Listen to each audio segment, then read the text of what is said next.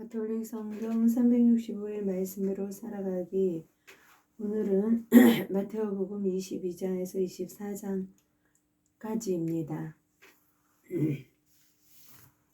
혼인잔치의 비유 22장. 예수님께서는 또 여러 가지 비유로 그들에게 말씀하셨다. 하늘나라는 자기 아들의 혼인잔치를 베푼 어떤 임금에게 비길 수 있다. 그는 종들을 보내어 혼인잔치에 초대받은 이들을 불러오게 하였다. 그러나 그들은 오려고 하지 않았다. 그래서 다시 다른 종들을 보내며 이렇게 일렀다. 초대받은 이들에게 내가 잔치상을 이미 차렸소. 황소와 살찐 짐승을 잡고 모든 준비를 마쳤으니 어서 혼인잔치에 오시오 하고 말하여라. 그러나 그들은 아랑곳하지 않고 어떤 자는 밭으로 가고 어떤 자는 장사하러 갔다. 그리고 나머지 사람들은 종들을 붙잡아 때리고 죽였다. 임금은 진노하였다. 그래서 군대를 보내어 그 살인자들을 없애고 그들의 고을을 불살라버렸다.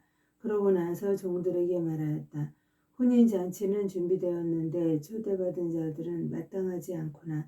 그러니 고을 어기로 가서 아무나 만나는 대로 잔치에 불러오너라.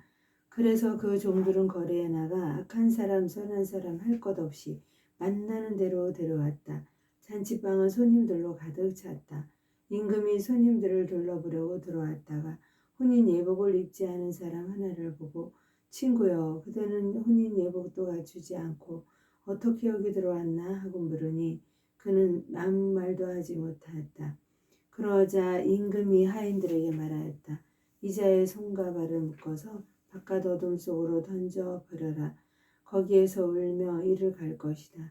사실 부르심을 받은 이들은 많지만 선택된 이들은 적다.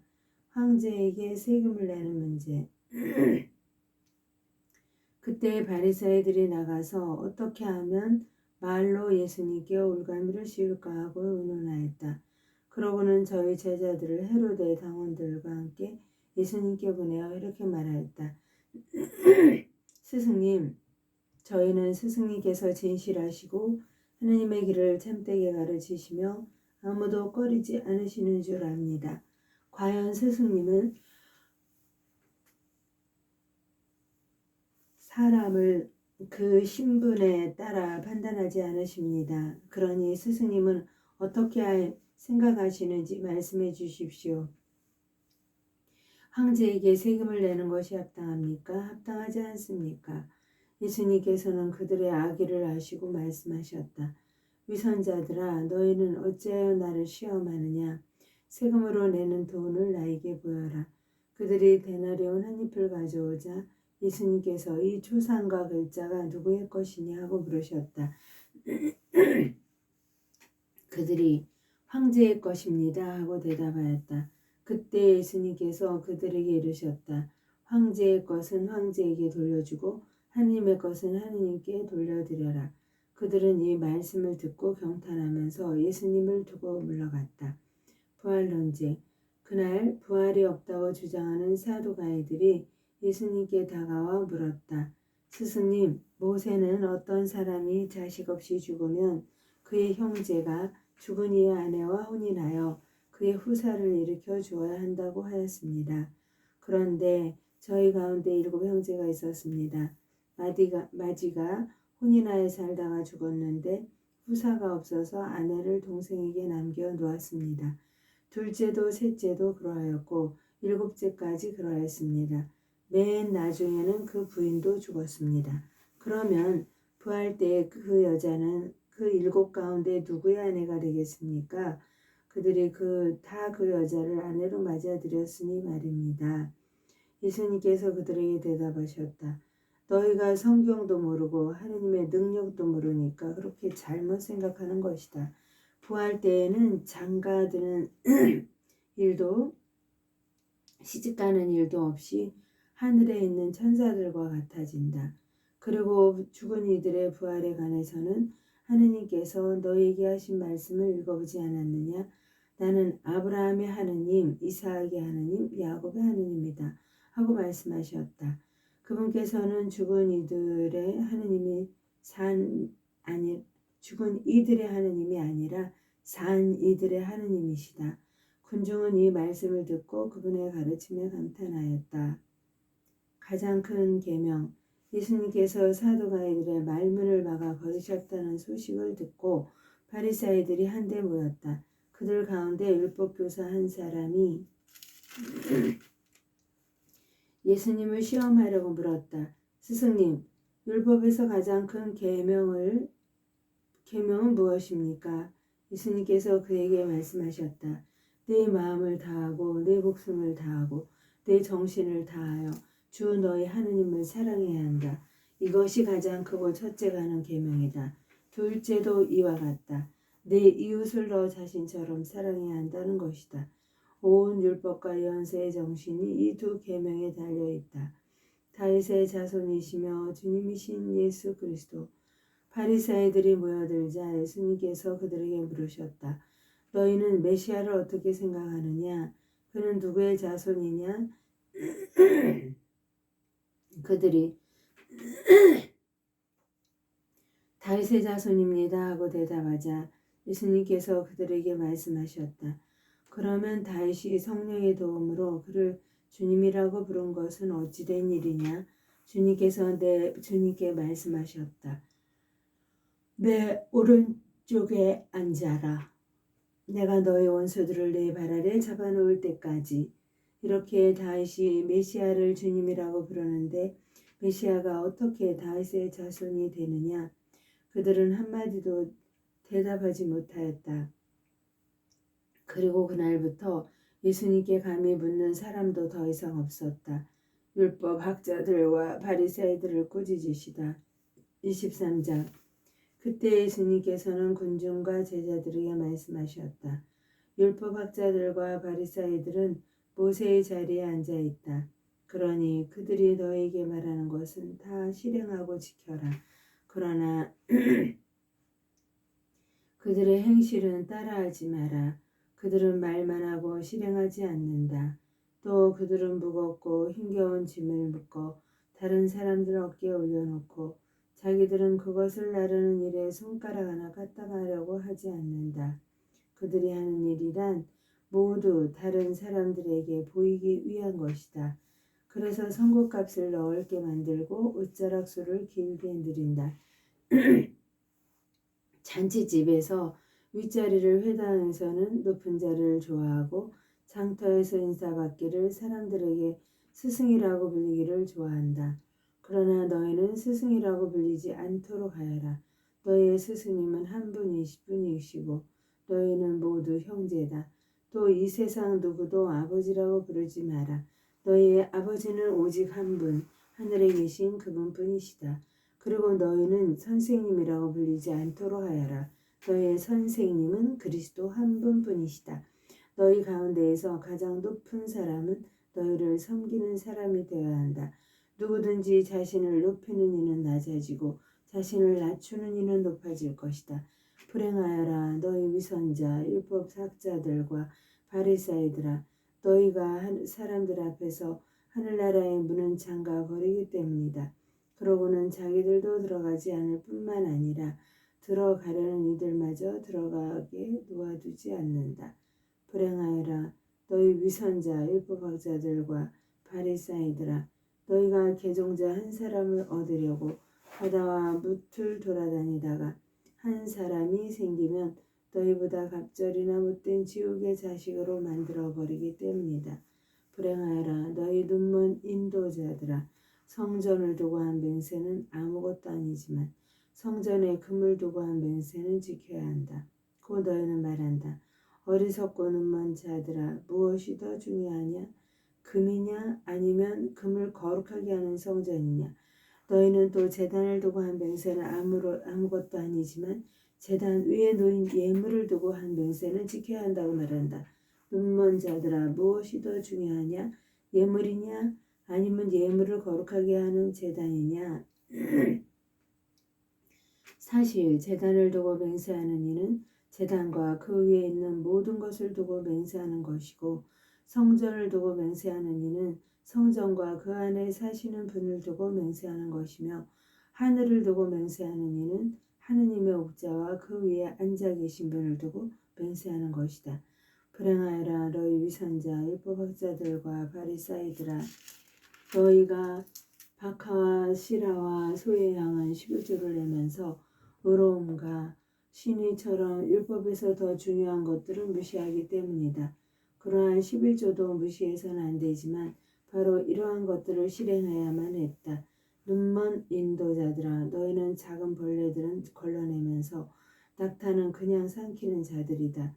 불행하여라 너희 위선자 율법학자들과 바리사이들아 너희가 잔과 접시의 겉은 깨끗이하지만 그 안은 탐욕과 방종으로 가득 차 있기 때문이다.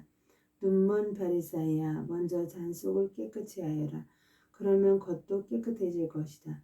불행하여라 너희 위선자 율법학자들과 바리사이들아 너희가 겉은 아름답게 보이지만 속은 죽은 이들의 뼈와 온갖 더러운 것으로 가득 차 있는 회칠한 무덤 같기 때문이다. 이처럼 너희도 겉은 다른 사람에게 의인으로 보이지만 속은 위선과 불법으로 가득하다.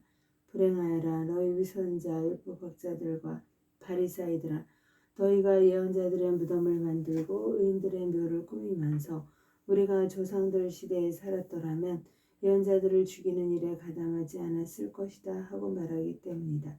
그렇게 하여 너희는 예언자들을 살해한 자들의 자손임을 스스로 증언한다. 그러니 너희 조상들이 시작한 짓을 마저 하여라. 너희 뱀들아 독사의 자식들아 너희가 지옥형 판결을 어떻게 피하려느냐. 그러므로 이제 내가 예언자들과 현인들과 율법학자들을 너희에게 보낸다. 그러면 너희는 그들을 더러는 죽이거나 십자가에 못 박고 더러는 너희 회당에서 채찍질하고 또 이곳 저곳 돌아다니며 박해할 것이다. 그리하여 의인 아벨의 피부터 너희의 성소와 제단 사이에서 살해한 베레크야의 아들 주카레아의 피에 이르기까지 땅에 쏟아진 무제한 피의 값이 너희 모두에게 돌아갈 것이다. 내가 진실로 너희에게 말한다. 이 모든 것이 이 세대에 닥칠 것이다. 예루살렘을 두고 한탄하시다. 예루살렘아 예루살렘아 예언자들을 죽이고 자기에게 파견된 이들에게 돌을 던져 죽이기까지 하는 너 암탉이 제 병아리들을 날개 밑으로 모으듯 내가 몇 번이나 너희 자녀들을 모으려고 하였던가. 그러나 너희는 마다하였다. 보라 너희 집은 버려져 황폐해질 것이다. 내가 너희에게 말한다. 너희가 주님의 이름으로 오시는 분은 복되시어라 하고 말할 때까지 정녕 나를 다시는 보지 못할 것이다. 성전의 파괴를 예고하시다. 예수님께서 성전에서 나와 걸어가시는데 제자들이 다가와 성전 건물들을 가리켰다. 그러자 예수님께서 그들에게 말씀하셨다. 너희는 저 모든 것을 보고 읽지 않느냐? 내가 진실로 너희에게 말한다. 여기 돌 하나가 다른 돌 위에 남아있지 않고 다 허물어지고 말 것이다. 재난의 시작. 예수님께서 올리브산에 앉아 계실 때 제자들이 따로 예수님께 다가와 여쭈었다. 저희에게 일러주십시오. 그런 일이 언제 일어나겠습니까? 또 스승님의 재림과 세상 종말의 표징은 어떤 것입니까? 예수님께서 그들에게 대답하셨다. 너희는 누구에게도 속는 일이 없도록 조심하여라. 많은 사람이 내 이름으로 와서 내가 그리스도다 하면서 많은 이를 속일 것이다. 그리고 너희는 여기저기에서 전쟁이 났다는 소식과 전쟁이 일어난다는 소문을 듣더라도 불안해하지 않도록 주의하여라. 그러한 일이 반드시 벌어지겠지만 그것이 아직 끝은 아니다. 민족과 민족이 맞서 일어서고 나라와 나라가 맞서 일어나며 곳곳에 기근과 지진이 발생할 것이다.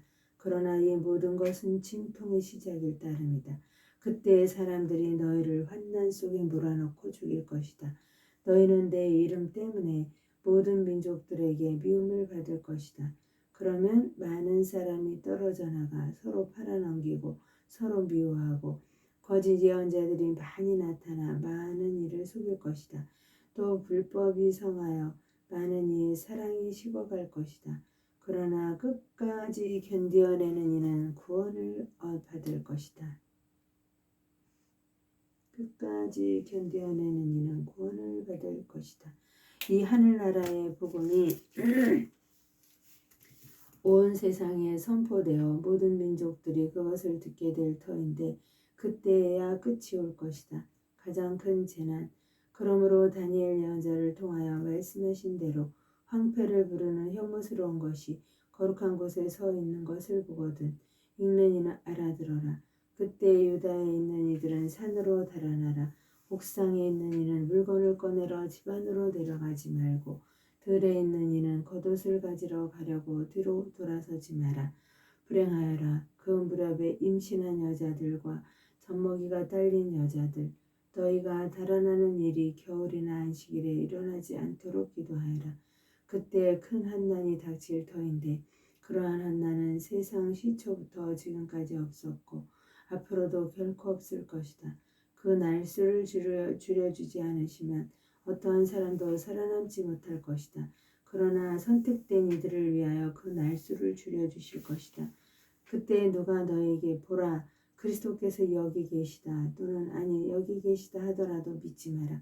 거짓 그리스도들과 거짓 예언자들이 나타나 할 수만 있으면 선택된 이들까지 속이려고 큰 표징과 이적들을 일으킬 것이다. 보라 내가 너희에게 미리 말해둔다. 그러므로 사람들이 너희에게 보라 광야에 계시다 하더라도 나가지 마라. 보라 골방에 계시다 하더라도 믿지 마라. 동쪽에서 진 번개가 서쪽까지 비추듯 사람의 아들의 재림도 그러할 것이다. 죽음이 있는 곳에 독수리들이 모여든다. 사람의 아들이 오시는 날. 그 무렵 환난이 지난 뒤 곧바로 해는 어두워지고 달은 빛을 내지 않으며 별들은 하늘에서 떨어지고 하늘의 세력들은 흔들릴 것이다. 그때 하늘에 사람의 아들의 표징이 나타날 것이다. 그러면 세상 모든 민족들이 가슴을 치면서 사람의 아들이 큰 권능과 영광을 떨치며 하늘의 구름을 타고 오는 것을 볼 것이다. 그리고 그는 큰 나팔 소리와 함께 자기 천사들을 보낼 터인데 그들은 그가 선택한 이들을 하늘 이 끝에서 저 끝까지 사방에서 모을 것이다. 무화과 나무의 교훈. 너희는 무화과 나무를 보고 그 비유를 깨달아라. 어느덧 가지가 부드러워지고 잎이 돋으면 여름이 가까이 온 줄을 알게 된다.